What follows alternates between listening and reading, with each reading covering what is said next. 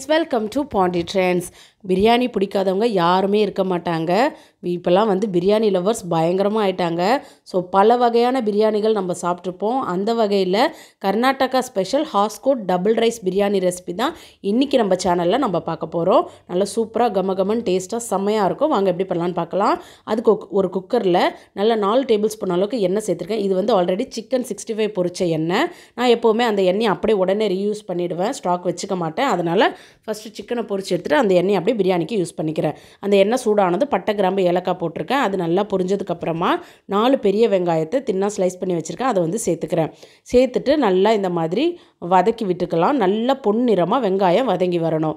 So இந்த மாதிரி வதக்கி விட்டுட்டு அப்படியே ஹை ஃப்ளேமில் வச்சுடுங்க. இடையில இந்த மாதிரி வதக்கி விட்டிங்கன்னா கொஞ்சம் நேரத்தில் நல்லா பொன்னிறமாக வதங்கி வரும். பொதுவாகவே பிரியாணி டேஸ்ட் வரதுக்கு காரணமே இந்த வெங்காயம் வதங்குறதுல தான் இருக்குது. இப்போ இது கூட ஒரு பச்சை மிளகா 2 பச்சை மிளகா சேர்த்துக்கலாம், கீறிட்டு சேர்த்துக்கலாம். அதையுமே சேர்த்து வதக்கி விட்டுக்கலாம். ஸோ வெங்காயம் தக்காளி வதங்குறத பொறுத்து தான் நம்மளோட பிரியாணி டேஸ்ட் இருக்கும். ஸோ அதனால் அதை நல்லா வதக்கி எடுத்துக்கலாம். இப்போ பாருங்கள், நல்லா சுருண்டு வதங்கி அந்த எண்ணெயெல்லாம் தனியாக வந்துருச்சு, வெங்காயம் தனியாக வந்துருச்சு. இந்த அளவுக்கு வதங்கினா போதும்.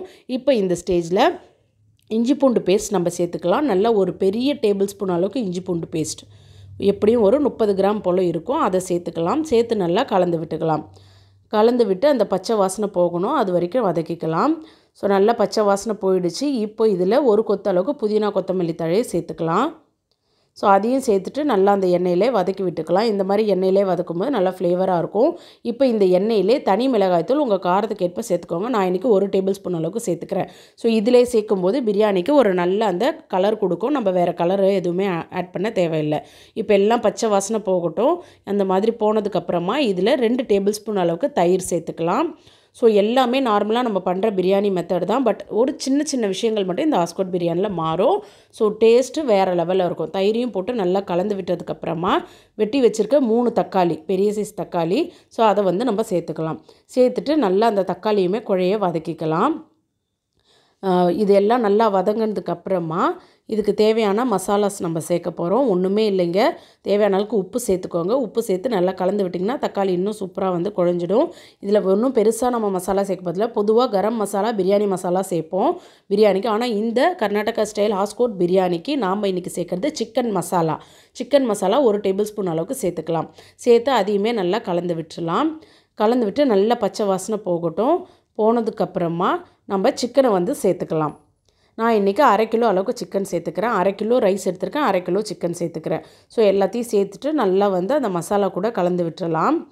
சிக்கனில் உப்பு, இந்த காரம் இதெல்லாம் நல்லா இறங்கணும். ஸோ அதனால் நல்லா கலந்து விட்டு ஒரு மூடி போட்டு ஒரு 10 நிமிஷம் ஸ்லோ ஃப்ளேமில் நம்ம வச்சிடலாம். ஸோ எல்லாம் நல்லா கலந்து விட்டாச்சு. இப்போ மூடி போட்டு வச்சிடலாம். குக்கர் மூடியை நான் திருப்பி போட்டு வச்சுக்கிறேன். ஒரு 10 நிமிஷம் வச்சுக்கலாம். 10 நிமிஷம் கழித்து ஓப்பன் பண்ணிங்கன்னா சிக்கனில் அந்த மசாலாலாம் கொஞ்சம் இறங்கி சிக்கன் ஒரு ஹாஃப் குக் ஆகிருக்கும். ஸோ இந்த ஸ்டேஜில் இதை நல்லா நம்ம கலந்து விட்டுறலாம். கலந்து விட்டு உப்பு காரம் எல்லாமே செக் பண்ணிக்கோங்க. உப்பு கொஞ்சம் தூக்கலாக இருக்கணும், அப்போ தான் கரெக்டாக இருக்கும் நம்மளுக்கு பிரியாணிக்கு. இப்போது நம்ம இதில் தேவையான அளவுக்கு தண்ணி சேர்த்துக்கலாம். தண்ணி பார்த்திங்கன்னா 1 கிளாஸ்க்கு 1.5 கிளாஸ் அளவுக்கு எடுத்திருக்கேன். 4 கிளாஸ் அரிசி, 6 கிளாஸ் தண்ணி சேர்த்துருக்கேன். தண்ணி நல்லா கொதித்து வரணும். இந்த மாதிரி நல்லா கொதித்து வரும்போது நம்ம எடுத்து வச்சுருக்க அரிசி, நான் சொன்னேன் இல்லையா double rice biryani, Hoskote double rice biryani, இதோட ஸ்பெஷலே என்னன்னு பார்த்தீங்கன்னா பாஸ்மதி அரிசியும் சீரக சம்பா அரிசியும் சேர்ந்து நம்ம போடுறோம். பார்த்தாலே உங்களுக்கு தெரியும். 2 கிளாஸ் பாஸ்மதி ரைஸ், 2 கிளாஸ் சீரக சம்பா ரைஸ், ரெண்டுமே சேர்த்து 1/2 மணி நேரம் ஊற வச்சுருக்கேன் நல்லா வாஷ் பண்ணிவிட்டு. அந்த அரிசியை இதில் சேர்த்துக்கிறேன். சேர்த்து நல்லா கலந்து விட்டு லைட்டாக இந்த மாதிரி கொதி வரும்போது மூடி போட்டு, விசில் போடக்கூடாது, மூடி போட்டு 10 நிமிஷம் ஹை ஃப்ளேம்லேயும் 10 நிமிஷம் லோ ஃப்ளேம்லேயும் வைக்கணும். வச்சு ஓப்பன் பண்ணி எடுத்திங்கன்னா நல்லா சூப்பராக பொலன்னு செம்மையாக ரெடியாக இருக்கும் நம்மளோட Karnataka style Hoskote double rice biryani. Flavour வேறு லெவலில் இருக்கும். பாஸ்மதி ரைஸ்க்குன்னு ஒரு ஃப்ளேவர் இருக்குது, சீரக சம்பாக்குன்னு ஒரு ஃப்ளேவர் இருக்குது. ரெண்டும் சேர்ந்து பண்ணும்போது எப்படி இருக்குன்னு பாருங்கள். அவ்வளோ அட்டகாசமாக சூப்பராக இருக்குது இந்த பிரியாணி. பாருங்கள் எவ்வளோ சூப்பராக பொலன்னு வெந்திருக்குன்ட்டு. அவ்வளோதான், நல்ல சூப்பரான கர்நாடகா ஸ்டைல் ஹாஸ்கோட் பிரியாணி ரெடி ஆகிடுச்சு. இப்போ இதை நம்ம சர்வ் பண்ணிடலாம்.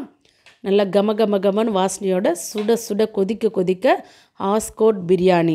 கண்டிப்பாக எல்லாருமே உங்கள் வீட்டில் ட்ரை பண்ணி பாருங்கள். வேறு லெவல் டேஸ்ட்டில் இருக்கும். ஸோ இந்த வீடியோ உங்களுக்கு பிடிச்சிருக்குன்னு நான் நம்புகிறேன். பிடிச்சிருந்தா நம்ம சேனலை மறக்காமல் சப்ஸ்கிரைப் பண்ணிக்கோங்க. இன்னொரு இன்ட்ரெஸ்டிங்கான வீடியோவில் சந்திக்கிறேன். அது வரைக்கும் பாய்.